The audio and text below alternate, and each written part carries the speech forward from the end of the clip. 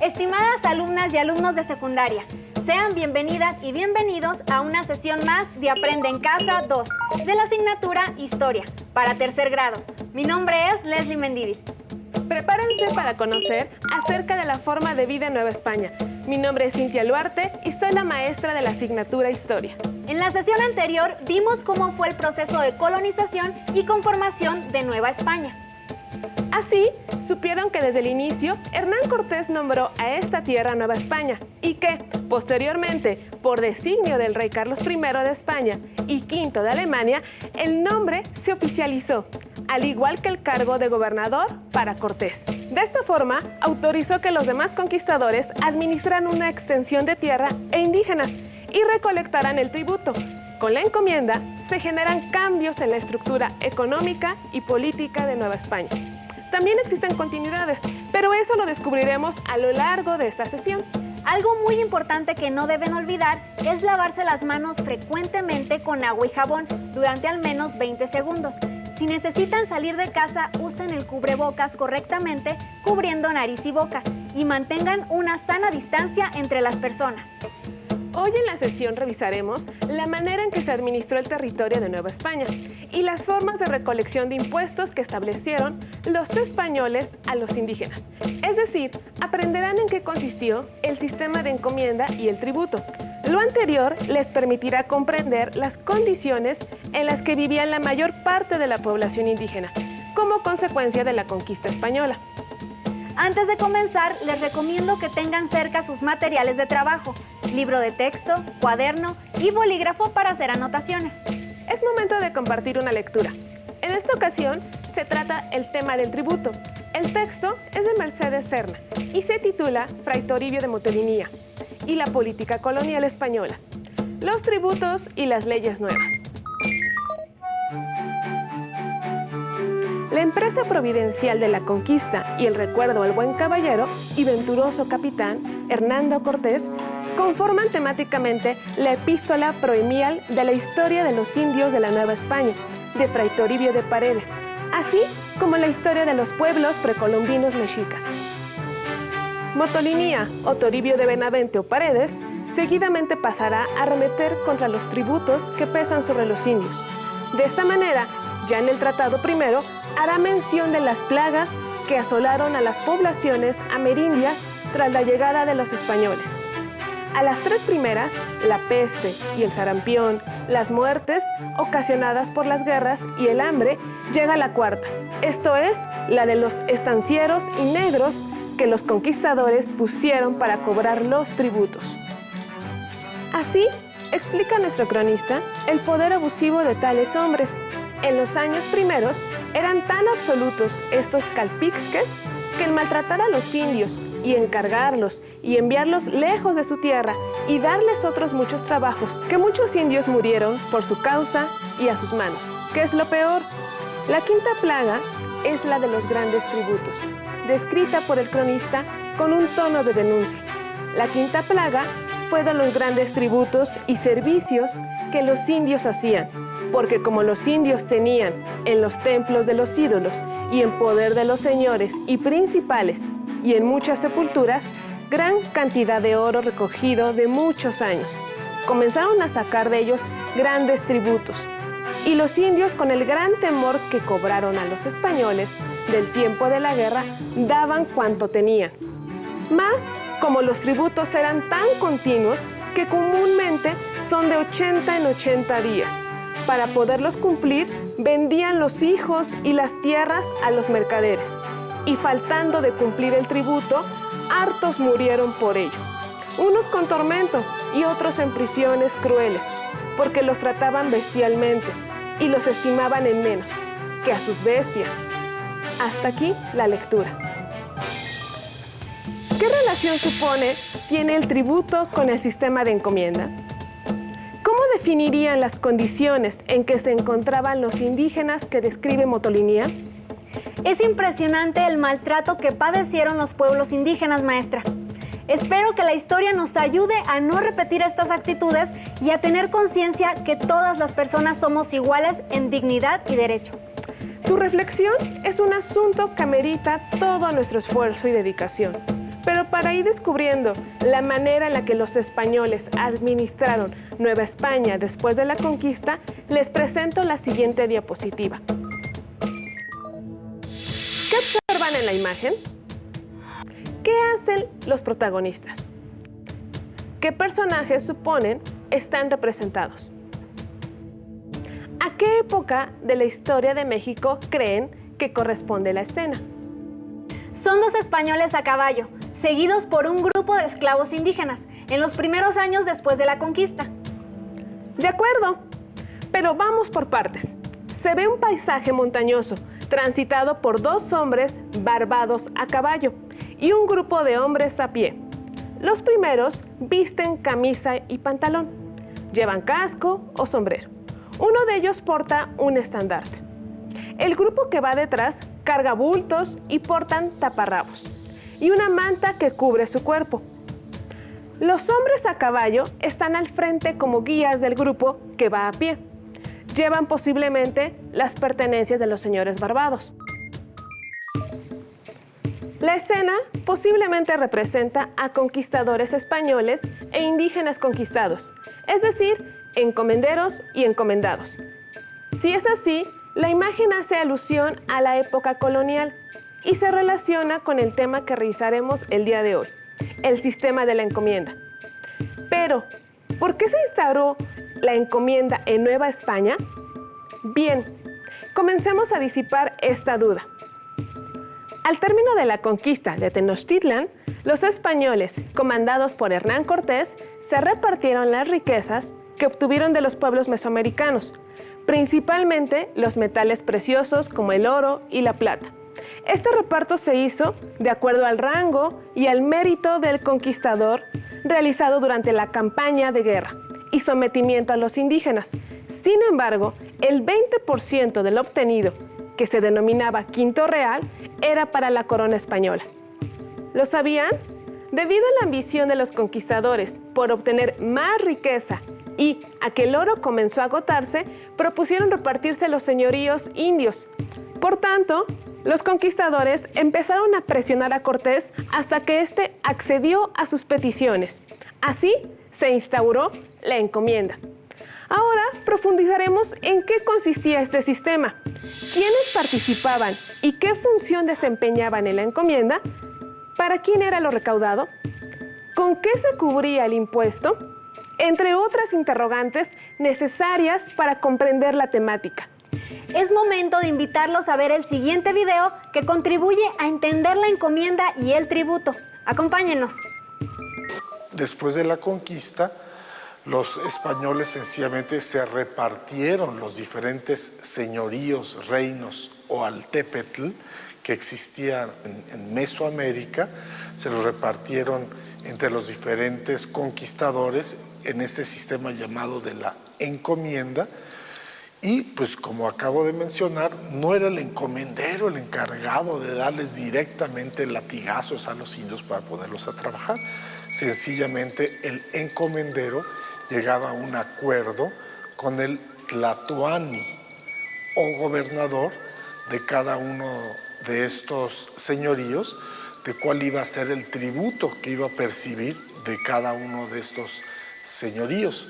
Tributo en oro, en plata, tributo en productos agrícolas, en ropa, tributo en trabajo, tributo también hasta en esclavos o supuestamente esclavos indígenas, pero esto se arreglaba, era un arreglo directo entre el encomendero y los señores indígenas, algunos de los cuales pues, sí fueron reemplazados o asesinados durante la conquista, pero aquellos que se sometieron de manera pacífica, allí quedaron en su lugar.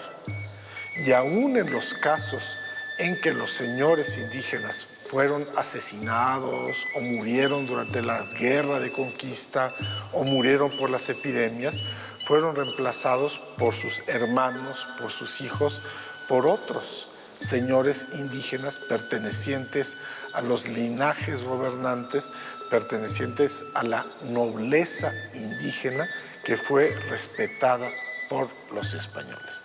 Ahora bien, insisto, esta no fue una política deliberada maquiavélica de los españoles. Este fue para ellos una manera normal de proceder y de esta manera se habla de dominio indirecto, porque los españoles dominaban y explotaban a los campesinos indígenas a través de sus propias autoridades indígenas que siguieron en sus puestos.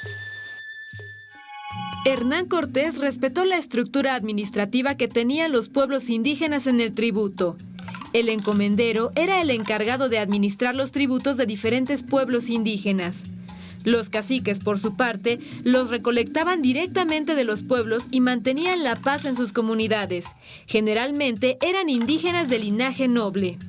También gozaban de los privilegios que los colocaban por encima de los demás indígenas, pues conservaron la exención de impuestos, la autoridad y la jurisdicción de sus pueblos. Igualmente, apoyaban a los doctrineros, facilitando su labor en el proceso de evangelización. Tanto la sociedad española como la sociedad indígena eran sociedades tributarias. ¿Qué quiere decir esto? Sociedades donde los campesinos comunes, por tener derecho de trabajar sus propias tierras y subsistir, le pagaban un tributo a sus señores llamados señores feudales. Ambas sociedades eran sociedades tributarias y esto pues realmente fue un hecho que facilitó en cierta medida la conquista.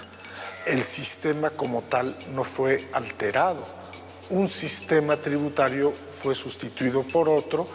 Los indios, al menos eso pensaron en un primer momento, en lugar de seguir tributando a sus propios señores y a Moctezuma, ahora le iban a seguir tributando a sus propios señores y a Carlos V. Le iban a seguir tributando a Carlos V a través de estos nuevos dominadores que iban a tener, que son los conquistadores españoles que habían recibido uno o varios pueblos de indios como encomiendas. Estos conquistadores reciben el nombre de encomenderos, que reciben el tributo de los pueblos encomendados. Por lo que vengo diciendo, pues queda claro que estos encomenderos no recibían indios a lo loco. No es que recibieran 10 indios, 100 indios, 1000 indios, no. Lo que recibían era un señorío indígena como tal. Recibían un señorío, reino o altépetl, que en español recibía el nombre de pueblo.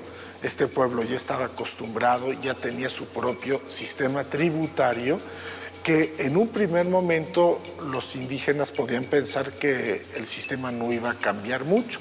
Fue cambiando, efectivamente, poco a poco. Había productos que no les interesaban mucho a los españoles, que no podían vender con facilidad. Lo que más les interesaba en lo inmediato era el oro, la plata, productos agrícolas para vivir ellos mismos, para comer, ropa.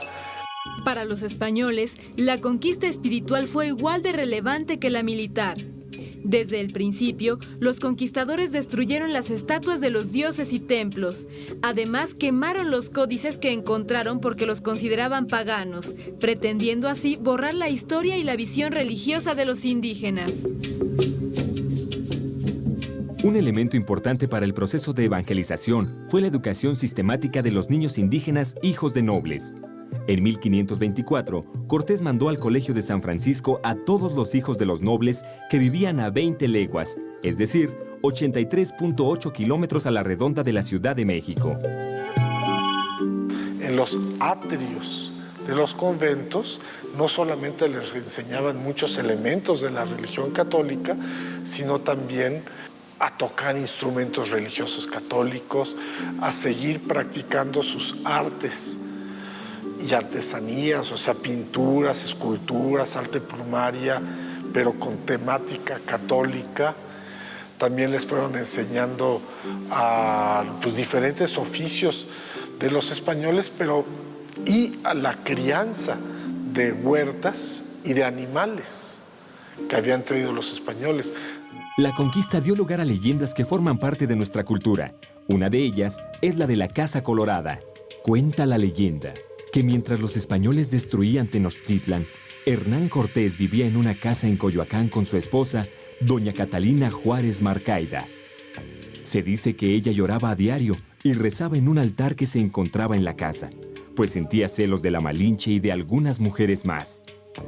Según la leyenda, un día Cortés, ya harto de las lágrimas y los celos de su mujer, la ahorcó y la enterró en los jardines. La casa aún se conserva y el jardín donde Cortés enterró a su mujer es lo que hoy se conoce como la Plaza de la Conchita en la Ciudad de México. Se cuenta que algunas personas han visto al fantasma de doña Catalina deambulando por el jardín de la Conchita. ¿Qué otras leyendas conoces?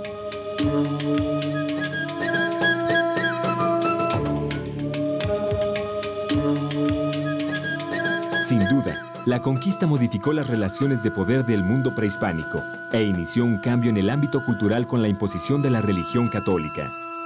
No obstante, la entrega de tributos en trabajo y especie, los privilegios de los nobles, las costumbres cotidianas e incluso la devoción a los antiguos dioses siguieron formando parte de la vida cotidiana de los indígenas durante buena parte del siglo XVI.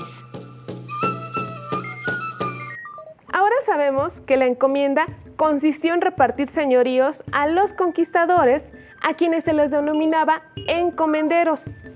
Los encomenderos recibían del señorío una renta o tributo que podría cubrirse con metales preciosos, leña, vestido, productos agrícolas o mano de obra. Los encomenderos conservaban gran parte del tributo para sí y una porción era para la corona. El compromiso que los encomenderos tenían era proteger al señorío y evangelizarlo con la indispensable ayuda del gobernador del pueblo. Los encargados de recopilar y entregar el tributo a los conquistadores eran los gobernantes de los pueblos, llamados caciques. Veamos un códice que da cuenta del tributo pagado en exceso a los encomenderos por el pueblo aliado de Cortés en la conquista Huejotzingo. De acuerdo con la descripción que se hace en la página electrónica de la Biblioteca Digital Mundial, al Códice Huejotzingo es un documento que consta de 8 páginas de papel amate, fabricado en Mesoamérica. Ejemplo y testimonio de un caso legal contra los representantes del gobierno colonial en Nueva España, 10 años después de la conquista española. Recordemos que en 1521, los indios nahuas de la ciudad de Huejotzingo fueron los aliados del conquistador español Hernando Cortés y se enfrentaron contra el Imperio Azteca. Tras la conquista, las gentes de Huejotzingo pasaron a formar parte de los señoríos de Cortés. Durante 1529-1530, cuando Cortés se encontraba fuera del país, los administradores coloniales españoles intervinieron en las actividades diarias de la comunidad y obligaron a los nahuas a pagar impuestos excesivos en forma de bienes y servicios. Cuando Cortés volvió, los nahuas se unieron a él en un caso legal contra los abusos de los administradores españoles. Los demandantes tuvieron éxito en su demanda en México y también, más tarde, cuando se juzgó de nuevo en España. El registro muestra en un documento descubierto en las colecciones de la Biblioteca del Congreso que en 1538 el rey Carlos de España estuvo de acuerdo con el juicio contra los administradores españoles y ordenó que 2/3 de todos los tributos recogidos fueran devueltos a las gentes de Huejotzingo. ¿Qué te pareció la descripción? Interesante, ¿no? Con ello, se comprueba que hubo abuso por parte de ciertos encomenderos, incluso de reinos afines a los conquistadores. Afortunadamente, el juicio determinó que el tributo era injusto y el señorío Huejotzinca recobró las pertenencias que habían pagado de más. ¿Qué información les brindó la descripción del Códice Huejotzingo para comprender la función de la encomienda y el tributo en Nueva España? Resulta claro que Cortés, como gobernador, debía controlar y administrar el territorio de Nueva España. Además, organizar el cobro del tributo y garantizar la evangelización de los indios, compromiso adquirido con la corona española. El sistema de encomienda le posibilitó alcanzar dichos objetivos en el vasto territorio que acababa de conquistar. Además, la encomienda representó la solución a las demandas de los conquistadores españoles que exigían ser recompensados por su participación en la guerra. Por tanto, se puede afirmar que la encomienda se adaptó a la necesidad de mantener el control económico y político. Por un lado, se le daba al encomendero el permiso para explotar la tierra, el derecho sobre el trabajo de los indígenas y, lo más importante, el cobro del tributo, que ya dijimos que podía ser en especie o con fuerza de trabajo. A cambio, el conquistador se comprometía a enseñar la religión católica y dar protección al señorío. De esta forma, Cortés aseguró la lealtad de los encomenderos y también mantenerlos en calma. Respecto del tributo de indios, el investigador social Aaron Pollack afirma que nació como una fuente de ingresos para el rey de Castilla, proveniente de su dominio señorial, pero también como mecanismo para demostrar que los indios eran vasallos de él y no de los conquistadores. Con ello, la corona pretendía también evitar el maltrato por parte de los encomenderos o caciques. Sin embargo, de acuerdo con Motolinía, los caciques o estancieros y negros que los conquistadores pusieron para cobrar los tributos abusaban física y económicamente de los indígenas. Existen relatos que afirman que eran obligados a jornadas de trabajo extenuantes, sin recibir pago alguno, con alimento racionado y muchas veces lejos de su familia, y que si protestaban eran severamente castigados, incluso ahorcados. En este mural, que se encuentra en el Palacio Nacional de la Ciudad de México, Diego Rivera representó las difíciles condiciones de vida de los indígenas durante la colonia. Estamos por llegar al cierre.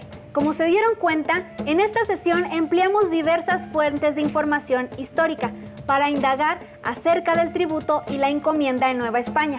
Descubrimos que la causa para instaurar la encomienda fue evitar el descontento de los conquistadores, a quienes se les otorgó como pago a su participación en la guerra y campaña de sometimiento de los pueblos de indios.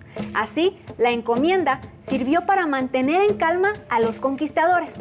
Sabemos que la encomienda funcionó para controlar y administrar los señoríos y beneficiarse económicamente con el cobro del tributo, que incluía productos y mano de obra para los indígenas. Queda claro que el tributo tiene su antecedente en el impuesto que los pueblos indígenas debían pagar a los grupos que los dominaban. Por tanto, se puede afirmar que una continuidad de las sociedades de Nueva España y del México antiguo es que eran sociedades tributarias. Así, el sistema de tributo del México antiguo se mantuvo para asegurar el pago y el control de los señoríos. Por otra parte, supimos que como consecuencia de la denuncia de abusos que sufrían los indígenas por parte de los caciques para recaudar el tributo, la corona española demandó la moderación en la explotación de los naturales encomendados con la promulgación de leyes nuevas a mediados del siglo XVI. De esta forma, el sistema, que benefició principalmente a los conquistadores españoles, se debilitó porque la corona reguló el tributo que recibirían los encomenderos y prohibió el maltrato a los indígenas. Con la información recopilada en esta sesión, pueden contestar y complementar la respuesta a la interrogante inicial.